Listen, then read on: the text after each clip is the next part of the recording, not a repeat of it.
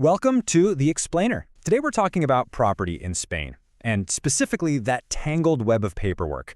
The one that separates what you think you can build from what you actually can. Let's unravel it.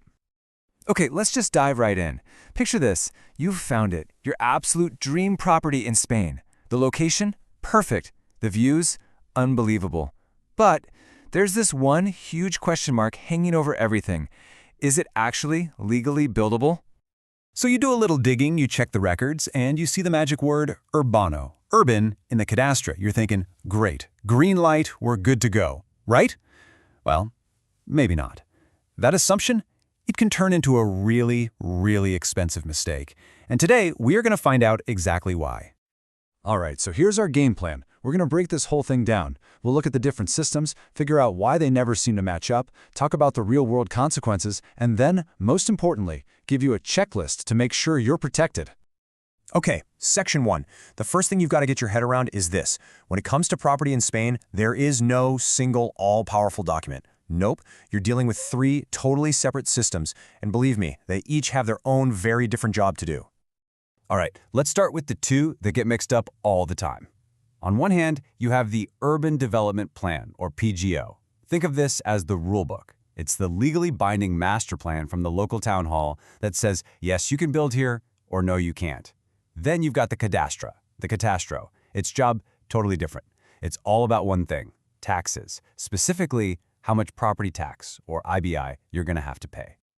And to complete our trio, we have the Land Registry, the Registro de la Propiedad. This one also has a super specific job. It's the ultimate proof of ownership. It answers the question, who legally owns this place, and also tells you if there are any debts, like a mortgage, tied to it. So let's just boil it all down. It's actually pretty simple when you see it like this. The PGO asks, can I legally build here? The Catastro asks, how much tax do I owe? And the registry asks, who's the actual owner? See? 3 completely different questions answered by 3 completely different systems. Okay, so if they all do different things, you'd at least think they'd agree on the basics, right? Well, wrong. Discrepancies between these records aren't just possible, they're the rule, not the exception. So let's get into why these systems are so often out of sync. The biggest reason is that they're basically speaking different languages. They use totally different logic. The PGPU, it's all about strict legal planning. Land is urban only if the official plan says so. Period. But the Catastro, it's a bit more, let's say, descriptive. It might see a little building on the land or maybe a road nearby and go, yep, looks urban to me, but only for tax purposes, completely ignoring what the law actually says about building on it. And then there's just plain old administrative lag. Think about it. The town hall approves a brand new urban plan. Land that was rural is now officially urban. Awesome. But does the Catastro update itself instantly? No way. It can take months, sometimes even years for that information to trickle down. So the Catastro is almost always playing catch-up, and that means its data can be seriously, dangerously out of date. And this leads us to a classic trap, something called an unconsolidated urban area. The Catastro sees a plan for future development, and it gets excited. It jumps the gun and labels the area urbano. But here's the catch. Legally, according to the PGOU, until the roads are paved, the sewers are in, and the lights are on, that land is still considered undeveloped. And what does that mean for you?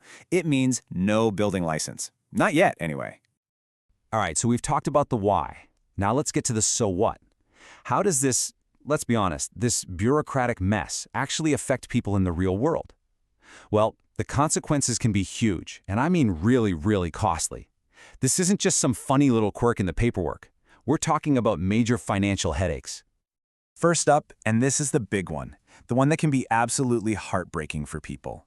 It's all about your right to build, or to renovate, or sometimes even to make what you think are simple changes to your own property. Yeah, imagine this scenario. You buy a plot, the Catastro says urban, so you think you're golden. You spend a ton of money on an architect, you get your beautiful plans drawn up, you submit them to the town hall, and you get a letter back, denied. Just like that. Why? Because the document that actually matters, the PGOU, still says your land is rural. And just like that, your dream project is dead in the water. But it's not just about building permits. This confusion can hit you directly in your wallet every single year.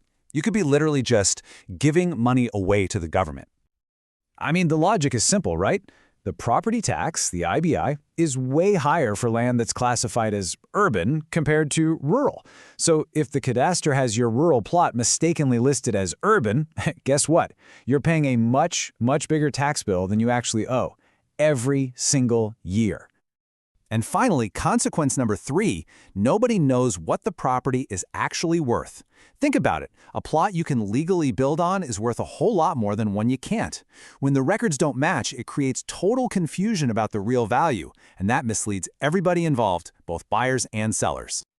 Okay, I know this all sounds a bit scary, but don't worry, it's not all doom and gloom. So, what can you actually do about it? How do you cut through the noise and get the real story? Well, the good news is there is a clear checklist you can follow to protect yourself and your investment. Step 1, and this is non-negotiable. You have to get official confirmation. Go to the local town hall and ask for a Certificado Urbanístico. This document is the legally binding truth from the PGOU. Step 2, get a specialist to look at everything, an architect, a good local planner, somebody who knows what they're looking for and can spot the red flags. And step 3, if you find out the cadastre is just plain wrong, you can actually apply to have it corrected. It's a process called a rectification catastral. So look, if there's only one thing you remember from all of this, please let it be this. Never, ever rely on just one document. The cadastre is a good starting point for your research, but it is absolutely not the final word. You have to cross-reference everything, the PGU, the cadastre, and the land registry, to get the true picture. All right, we've covered a lot of ground, so let's do a quick final summary of the key takeaways you really need to remember. Just remember this. The PGOU, the urban plan, that's all about building law. The cadastre, that's about taxes. The registro, the land registry, that's about who owns it. And your number one tool to confirm everything? That Certificate Urbanístico. It is your ultimate source of truth. At the end of the day, knowledge really is your best tool here. Understanding how these 3 systems work together or don't work together is what empowers you. It lets you ask the right questions, demand the right paperwork, and make a safe, successful investment in Spain. So you know what the documents say, but the real question is, do you know what they truly mean for your future? The next time you see that dream property, remember that the paperwork tells a story, and you have to read all the chapters, not just the first one, because true clarity and the safety of your investment is always found by digging just a little bit deeper.